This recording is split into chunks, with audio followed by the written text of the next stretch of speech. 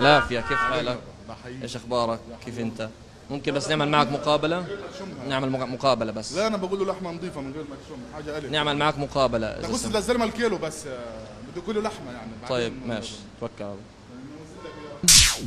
نعم باسل. نعم. نظرا للأوضاع الاقتصادية السيئة التي يمر بها شعبنا الحبيب، ونظرا لأسعار اللحوم المتدنية بأسعارها، ونظرا لبعض الأشعاعات التي خرجت عن أن هنالك لحوم قد تكون فاسدة، ونحن هنا من أمام محل قد داهمته الشرطة قبل قليل، وأيضا معنا الآن من أحد أصحاب اللحوم الفاسدة. نتعرف هذا الطاهر. نعم، طبعا أنت بما أنه هاي بتبيع لحم فاسد.